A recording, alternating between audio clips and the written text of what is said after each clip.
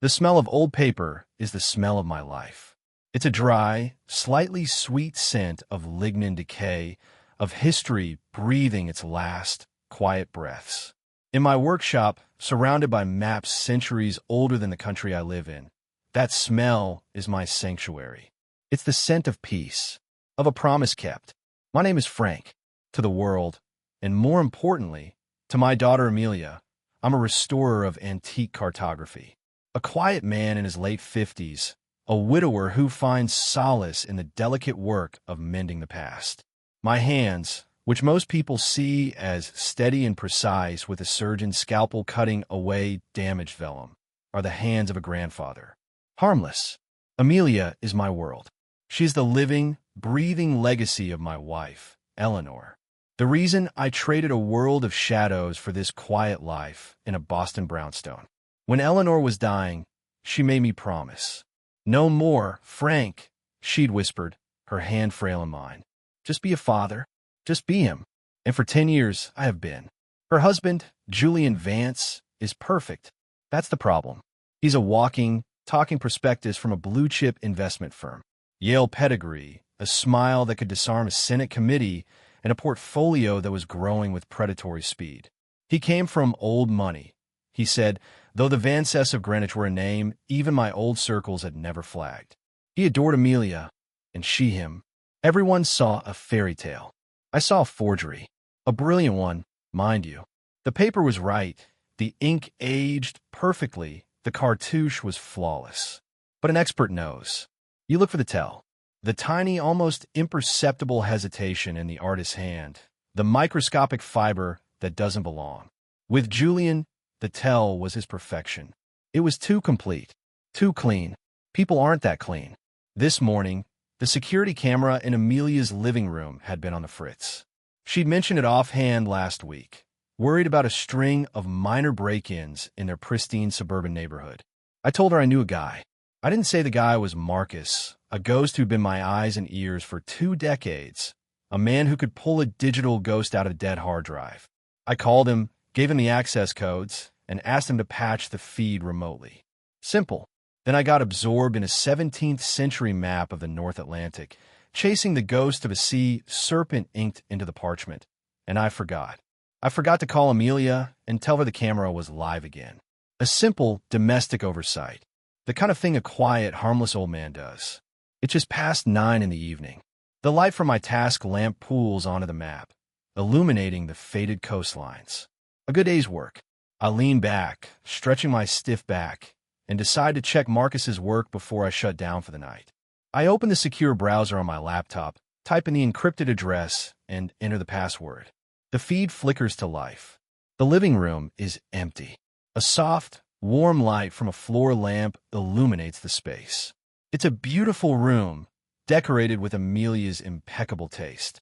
For a moment, I just watched the silent scene, a father checking in on his child's peaceful home.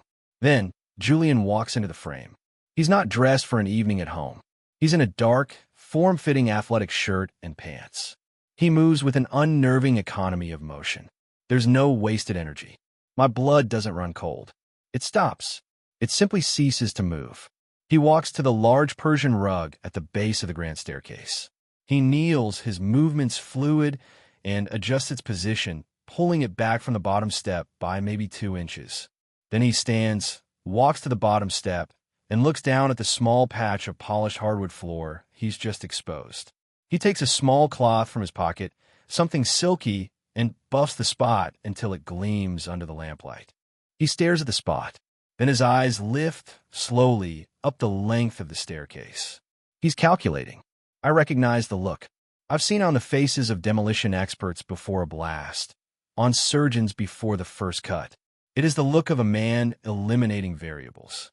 He turns his head and looks directly at the camera. He doesn't see me. He sees a piece of hardware on the wall. He holds the gaze for a second, his expression utterly blank. A marble statue. Then, he turns and walks out of the frame. The quiet, harmless old man in the Boston brownstone vanishes. The air in my workshop turns to ice. My mind is no longer a restorer's, patient and meticulous. It becomes a machine of cold, brutal logic. The rug. A friction surface. It's been moved to expose the low-friction wood. The polish. It increases the slip coefficient. The stairs. The point of kinetic energy generation. The target. Amelia. It's a stage. A meticulously prepared kill zone designed to look like a domestic accident. A fall. A tragic slip. My hand is already moving, my phone in my grip. I dial Amelia's number. My thumb hovers over the call button. Don't, a voice inside me screams. If he hears her phone, he'll know she's been warned. He'll adapt. He'll find another way. A accident. A fire. My breath catches in my throat. I can't call. I can't warn her. I am paralyzed, a spectator to the murder of my own child, happening in real time, 60 miles away. My eyes are glued to the screen. The empty room. The perfectly polished spot of floor. The silent, waiting staircase. Every second stretches into an eternity. My heart is a stone in my chest. I look at the digital clock at the bottom of my computer screen. 9:17 p.m. 1 minute passes. Then 5. Then 10. The silence is a physical weight, crushing me. Where is she? Is she upstairs? Is he with her? Is he coaxing her toward the stairs? My mind is a maelstrom of horrific possibilities. At 9:32 p.m., 15 minutes after Julian left the frame, my phone buzzes, vibrating violently against the antique wood of my desk. I look down. The screen glows with a name. Julian. My hand is perfectly steady as I lift the phone to my ear. I press the button. I say nothing. A sound comes through the speaker. A shocked, guttural sobi. It's a masterful performance. The sound of a man whose world has just shattered. Frank? Oh God, Frank. His voice is a wreck, torn apart by perfectly modulated grief. It's Amelia. God. She fell. She fell down the stairs. The ambulance is on its way. But she's... Frank, it's bad. It's so bad. I remain silent. I listen to his manufactured anguish, to the carefully crafted panic. And in that silence, as my daughter lay bleeding 60 miles away, the map Restore died. And the man I had promised my wife I would bury forever began to breathe again. The hospital smelled of antiseptic and fear. It's a universal scent, the same in a field tent in Bogota as it is in the pristine corridors of Massachusetts General. It's the smell of things going wrong. I wore the mask of a grieving father. It wasn't hard. The grief was real, a white-hot iron in my gut. The mask was the control, the absolute, ironclad containment of the rage that was threatening to consume me. The old training kicked in, a series of switches flipping in my mind. Compartmentalize. Observe. Analyze. Act. Amelia was in the ICU. The doctors used clipped, sterile words. Severe cranial trauma. Subdural hematoma. Medically induced coma. They were giving her a chance, they said. A flicker of hope in a storm of clinical despair. I listened, nodded, asked the right questions. The questions of a terrified father.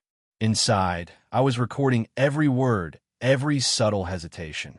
Julian was a masterpiece. He was slumped in a chair in the waiting room, his head in his hands, his shoulders shaking with silent sobs. He looked up when I approached, his eyes red-rimmed and bloodshot. A feat of method acting. He must have used menthol or held his breath. Frank, he choked out, rising to embrace me. His arms felt like snakes. I returned the hug, my hand resting for a moment on his back, feeling the rhythm of his breathing. It was too steady. The tremors in his body were localized to his shoulders and arms. His core was calm. He was performing. The police were here, he whispered, pulling away. They asked questions. I told them everything. We were arguing, something stupid, about a vacation. She ran upstairs. She was so angry. I heard a noise. He broke down again, burying his face in his hands. A perfect narrative. A domestic squabble. A moment of tragic, unthinking anger. Plausible. Simple. Untraceable. He'd seeded the story with the police, establishing himself as the heartbroken husband, not the primary suspect. He was good. Better than I'd thought. 2 detectives approached me. They were polite, somber. Detective Miller, a man in his 50s with tired eyes, and Detective Sanchez, younger, sharper, more observant. "Mr. Hayes, we are so sorry for what's happened," Miller began. I nodded, my voice a dry rasp. "How is this possible? Just a fall." "It happens more than you'd think," Sanchez said, her eyes studying my face. The angle, the way she landed. "Did Amelia have any history of dizziness?" "Fainting? No, nothing," I said. "She was perfectly healthy." "Her husband mentioned they had an argument," Miller added gently. "Was that common?" I hesitated for a fraction of a second. The perfect beat for a father trying to protect his daughter's privacy. "They were married," I said. "All couples argue. But they adored each other." My eyes met Julian's across the room. I gave him a look of shared sorrow. He returned it with a grateful, broken nod. The detective saw it. They saw two men united in grief. The investigation was already over. A box was ticked. Case closed as a tragic accident. They left, giving me their cards. I sat next to Julian, a silent, comforting presence. I let him talk. He spun a web of memories, of their first date, of his proposal, of the future they were supposed to have. Every word was a lie, polished and presented as truth. I listened, absorbing the details of the fiction he was constructing. It was important to understand the architecture of his lies before I began to dismantle them. Hours bled into one another. Nurses came and went. The rhythmic beep of the machines connected to my daughter became the soundtrack to my cold fury. Late that night, Julian went to get coffee. The moment he was gone, I walked to the nurse's station. I spoke to the charge nurse, an older woman with kind but weary eyes. I was the distraught father again, needing to understand. The paramedics, I asked, my voice trembling slightly. Did they say anything about when they arrived? How they found her? She gave me a sympathetic look. The report said the husband, Mr. Vance, was administering CPR when they arrived. He did everything right, they said. Kept the blood flowing to her brain until they could take over. Of course, he did. He knew the protocols. He knew that performing CPR would not only make him look like a hero, but would also potentially contaminate the scene with his own DNA, explaining its presence on her body if anyone ever looked closely. It was a brilliant final touch. I thanked her and returned to my vigil. When Julian came back, he handed me a cup of coffee. "We have to be strong for her, Frank," he said, his voice earnest. I looked at him, into his clear, concerned eyes. I saw the predator behind the mask. He thought he'd won. He thought the game was over. He had no idea that I was a grandmaster, and he had just made his first move on a board he couldn't even see. "I know, son," I said, my voice thick with emotion. "I know." He believed it. He believed every bit of it. That's the funny thing about men like Julian. Their arrogance is a blindfold. They build their perfect little traps, never once imagining that they might be the ones caught in a much larger, much more patient design. I drank the coffee. It tasted like ashes. The promise I made to Eleanor was broken. Now, there was only one promise left to keep. An older one. The one I made to myself a long, long time ago. No one touches my family. No one. My brownstone felt like a tomb when I finally returned, the scent of old paper and ink now feeling like a mockery of the life I'd pretended to have. Sleep was an indulgence I couldn't afford. My mind was already a blueprint of action, a complex, multi-layered strategy taking shape. But first, I needed my tools. Not the scalpels and brushes on my workbench, but the ones I hadn't touched in a decade. There's a false wall behind a shelf of 18th century geographical surveys in my study. It opens not with a button or a trick book, but with a specific sequence of pressure applied to the corners of the bookshelf itself. A safecracker's trick. Inside, the space is small, lead-lined, and cold. It held a single piece of equipment, a heavily encrypted satellite phone, its battery kept on a permanent trickle charge. I powered it on. It took a moment to acquire a signal, bouncing its connection through a series of Go servers I'd set up years ago. It had only one number in its memory. Marcus answered on the first tone. No greeting, just a quiet, expectant silence. "It's me," I said. My voice sounded different on this line. Colder. Stripped of all artifice. "I know." His voice came back, a dry rustle of static and code. "I've been monitoring the hospital's network since the ambulance was dispatched.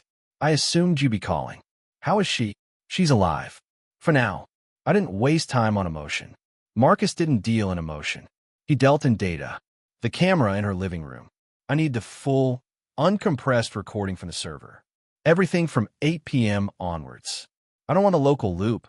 I want the raw data packet stream you pulled.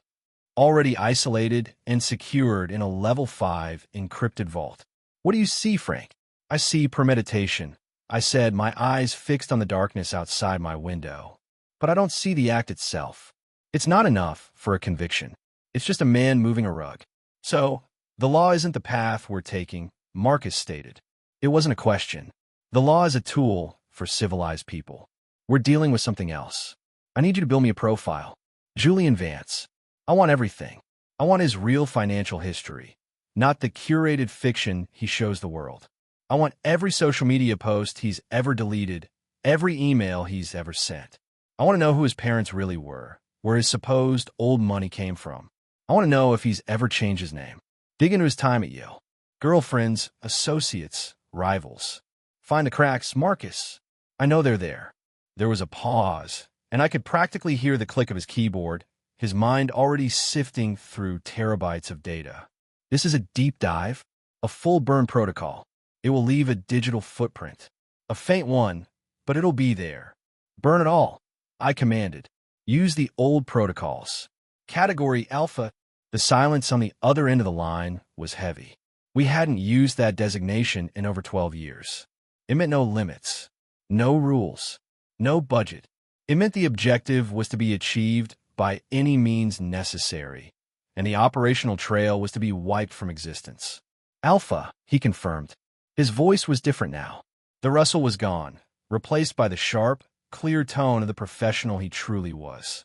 I'll need 24 hours to give you a preliminary architecture. Good. I walked over to the fireplace, where a picture of Eleanor sat on the mantel. She was smiling, the sun in her eyes. One more thing, Marcus. I need a ghost. A new identity. A financial investor from an offshore entity. Untraceable, impeccable, and very, very hungry. He needs to exist by morning. Consider done, Marcus said. Frank, I'm sorry about Amelia.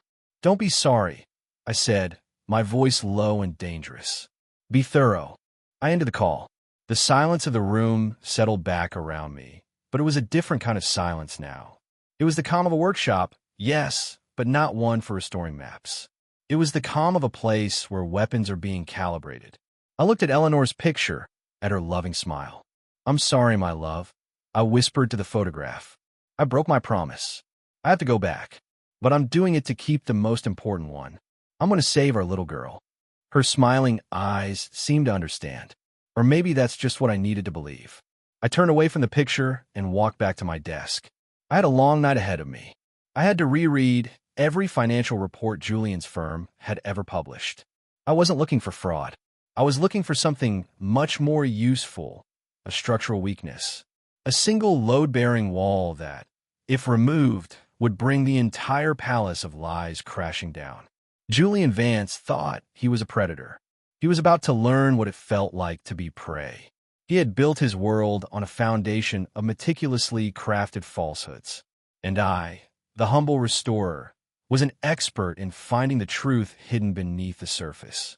And once found, I would not restore it. I would erase it. The next 24 hours were a blur of caffeine and controlled chaos. I maintained my vigil at the hospital, playing the part of the devoted father, holding Amelia's limp hand, whispering words of encouragement to her still form.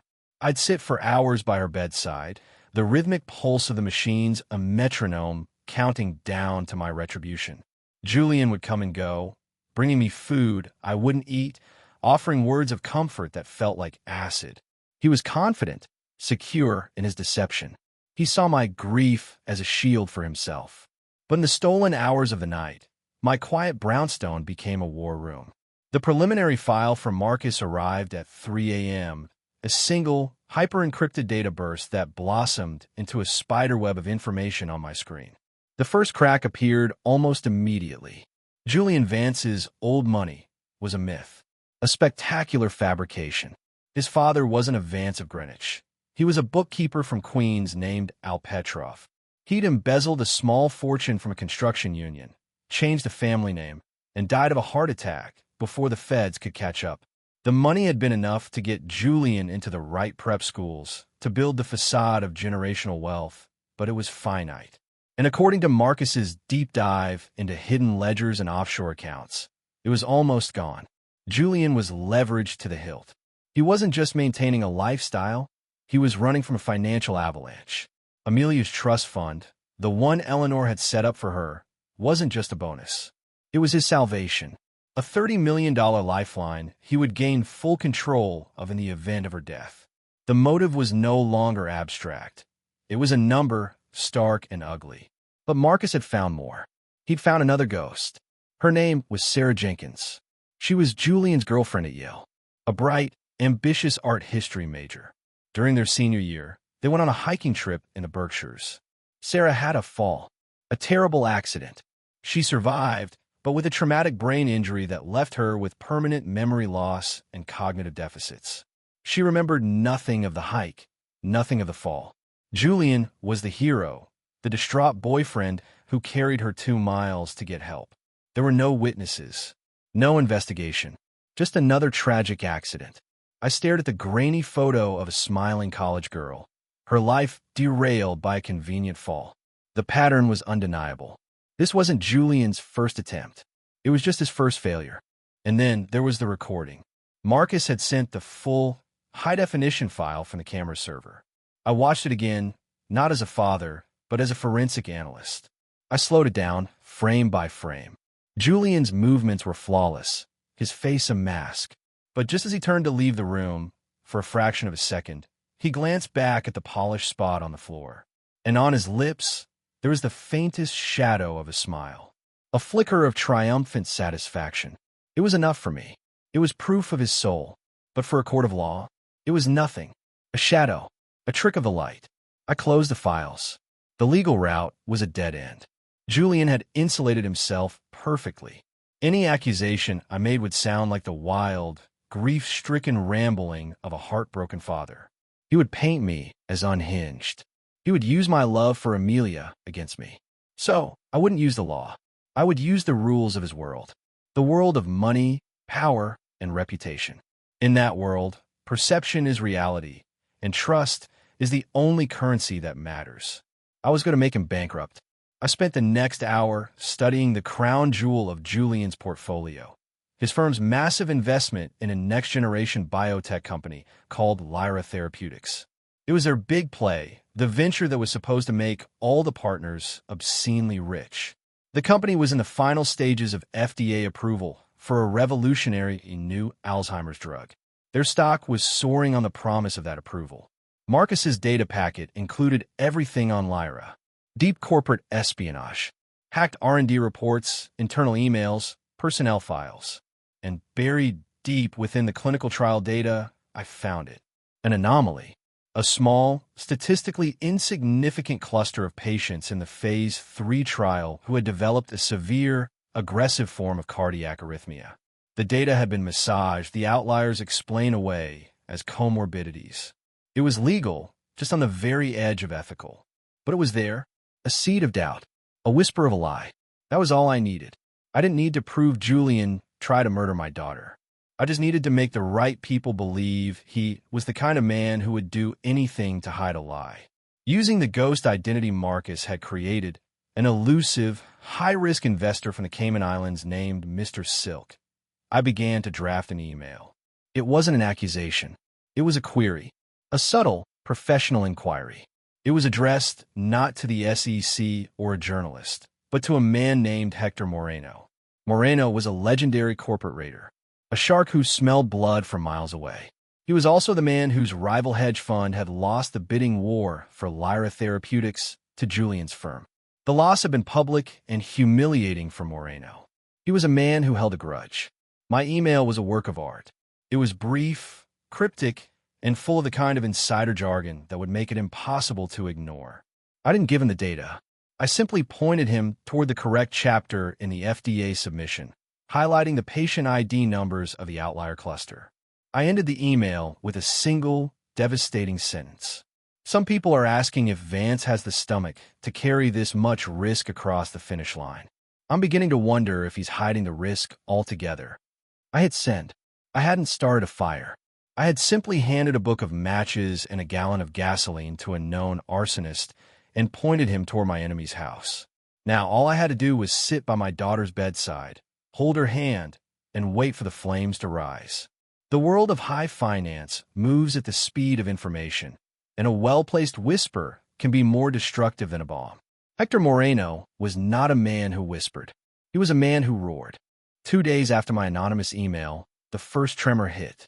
An article appeared in a niche but highly respected financial blog known for its aggressive investigative journalism. The headline was innocuous. Questions swirl around Lyra Therapeutics Phase 3 cardiac data.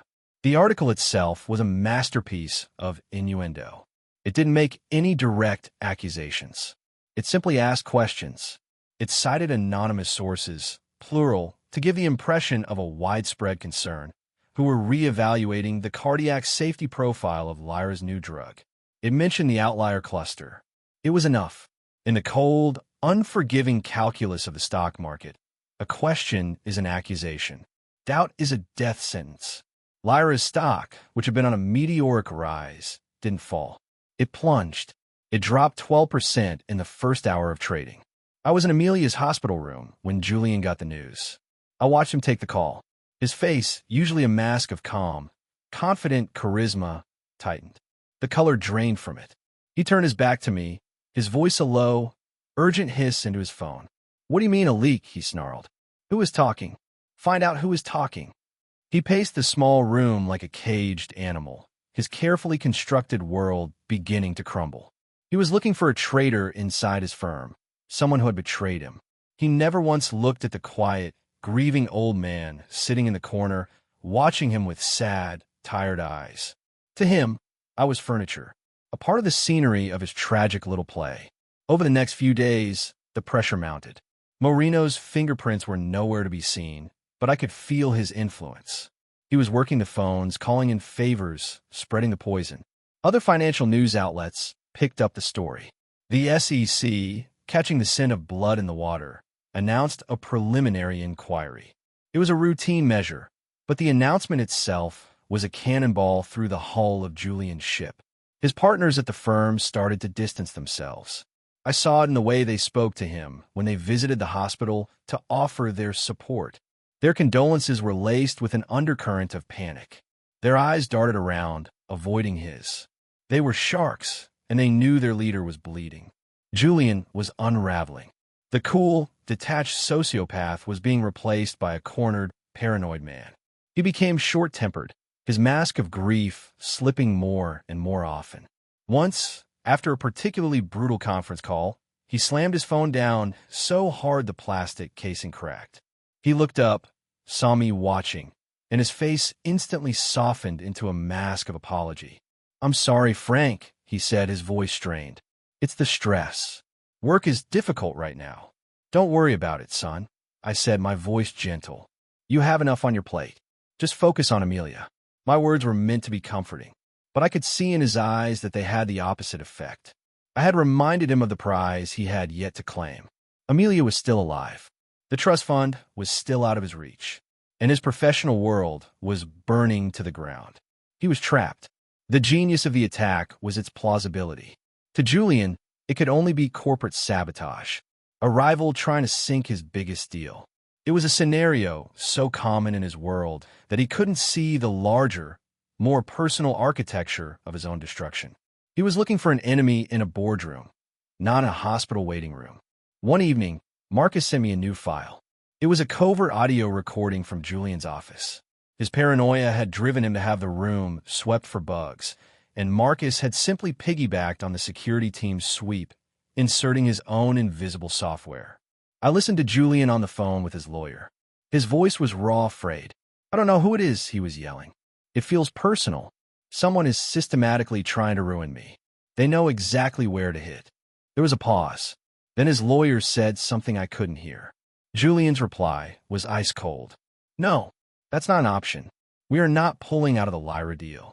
If we do that, we're finished. I will not lose. I'll burn the whole goddamn market to the ground before I lose." I closed the audio file. He was right where I wanted him. His ego wouldn't let him cut his losses. He would double down. He would start moving money, hiding assets, breaking laws in his desperation to stay afloat. He was a drowning man who would pull everyone and everything down with him, and I would be there to hand him an anchor. That night, for the first time since the fall, Amelia's eyelids fluttered. A nurse called me over. I stood by her bed, my heart pounding. Her eyes opened, unfocused and hazy. "Dad?" she whispered, her voice barely audible. Tears I didn't know I had in me streamed down my face. I gripped her hand. "I'm here, sweetheart. I'm right here." She was back. My world was back. The fire of my rage banked, replaced by a wave of relief so powerful it almost brought me to my knees. The plan didn't change.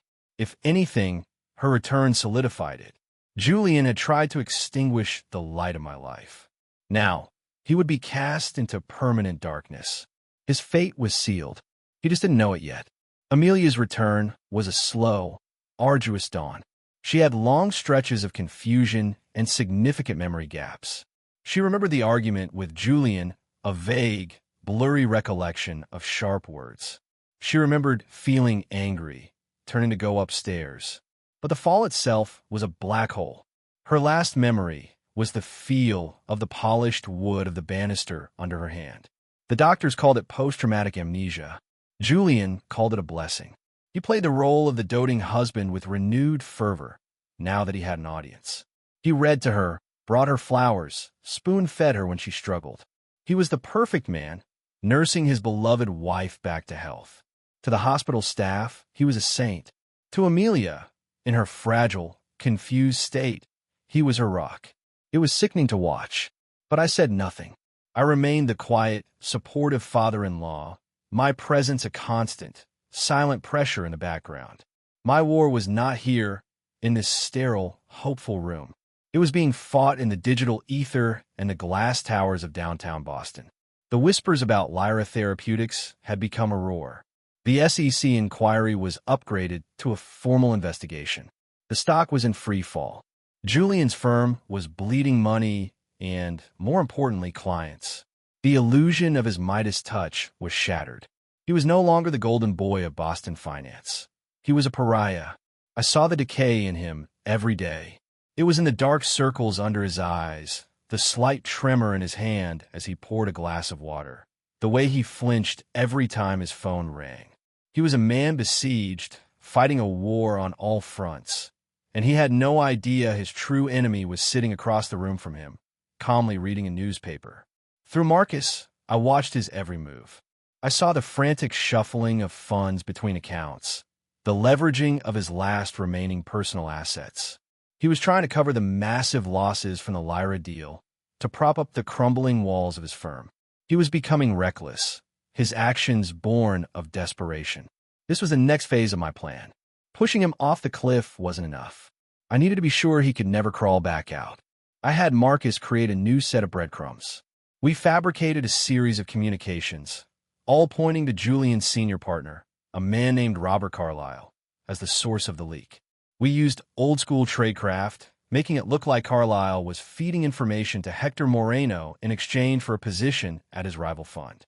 We planted a fabricated email in a temp folder on the company's server, created a falsified record of a phone call from a burner phone, and deposited a small, untraceable sum into an offshore account Carlyle didn't even know he had. It was a delicate, intricate piece of forgery, as complex as any 16th century map. Then, I arranged for the evidence to be discovered.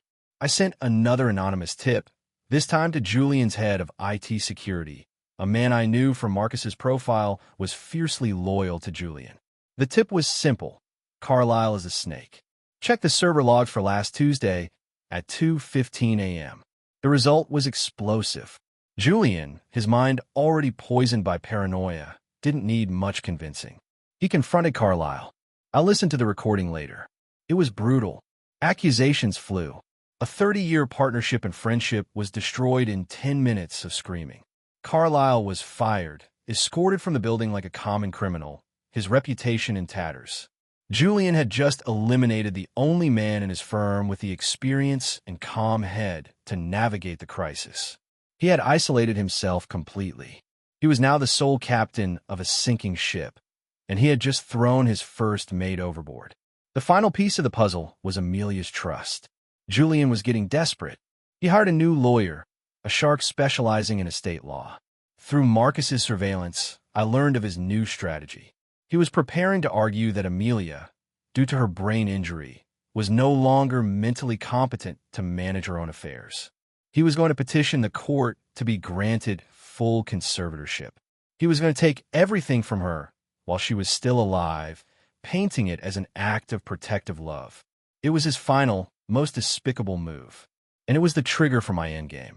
I watched him from across the hospital room as he scrolled through his phone, a slight, smug smile on his face. He thought he'd found a loophole. He thought he had a way out. He had no idea he was reading the last page of his own story. I had already written the ending, and the final scene would take place in my home. A quiet dinner between two grieving men. 2 weeks after Amelia was discharged from the hospital, I invited Julian for dinner. She was staying with me, her recovery slow but steady.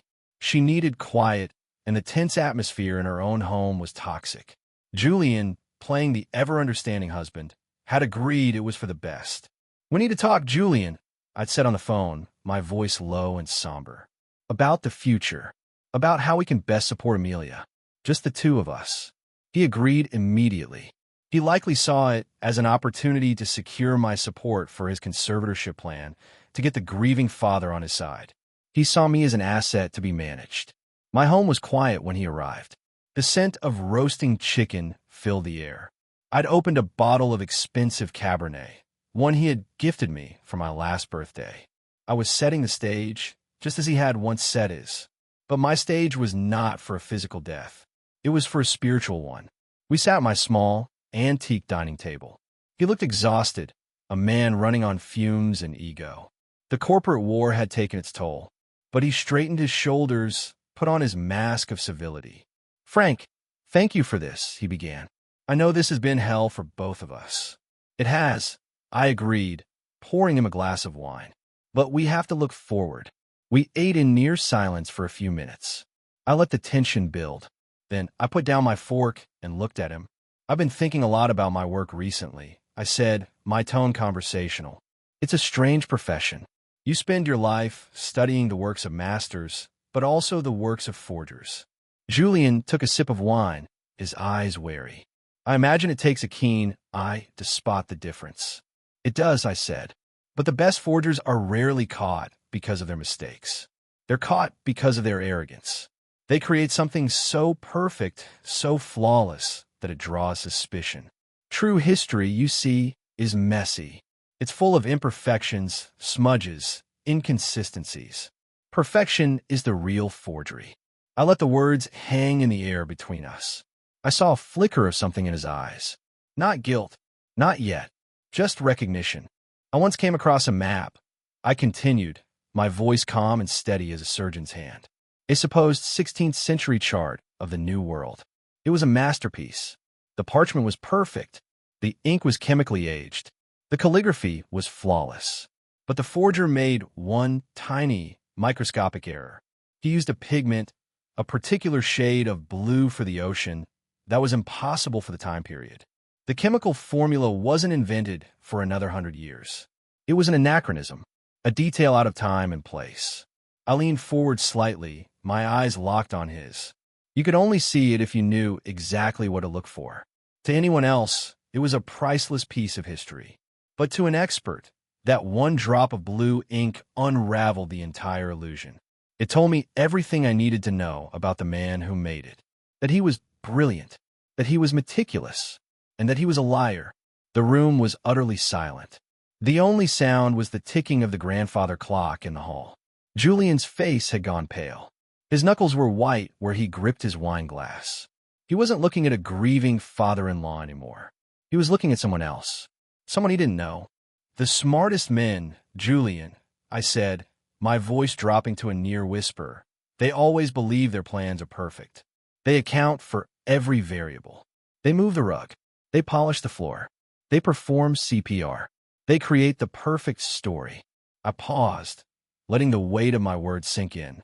But they always miss one thing. They never account for the specialist. The one man in the world who can see that single damning drop of blue ink. The one man who was watching. His composure finally shattered. The mask didn't just crack, it disintegrated. For the first time since I'd met him, I saw raw, undiluted animal fear in his eyes. He understood. He didn't know how I knew. He just knew that I did. The predator had finally realized he was in a trap. "Oh, who are you?" he stammered, his voice a choked whisper.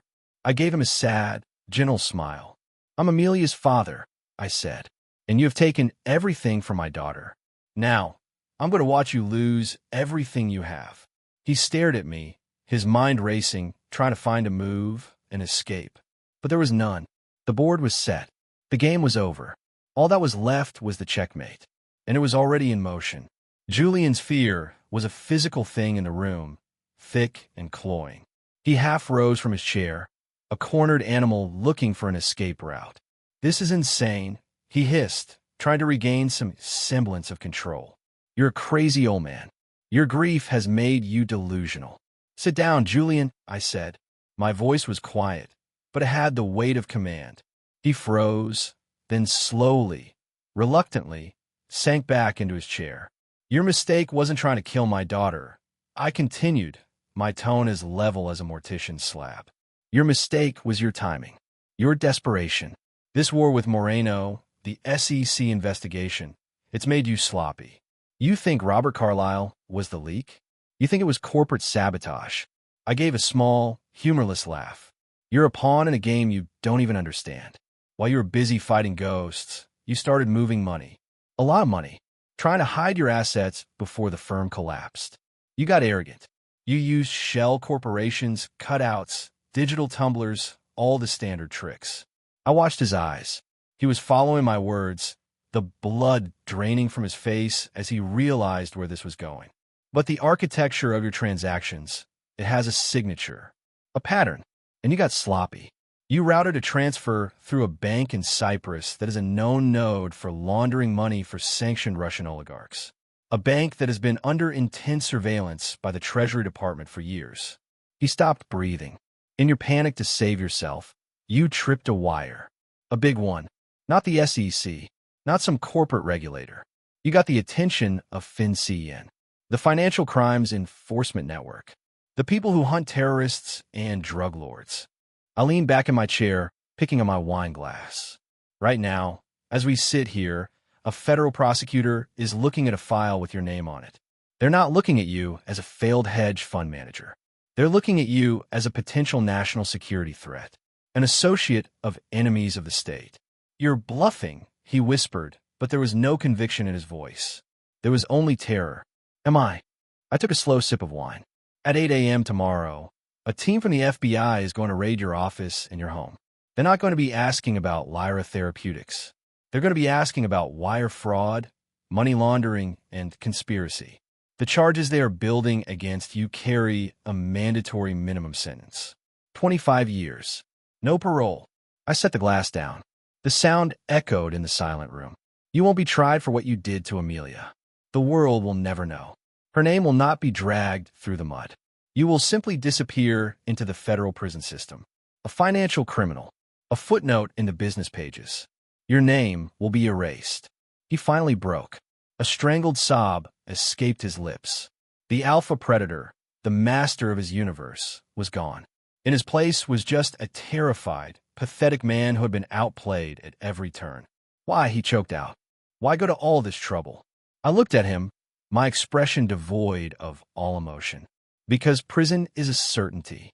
A trial for attempted murder is a roll of the dice.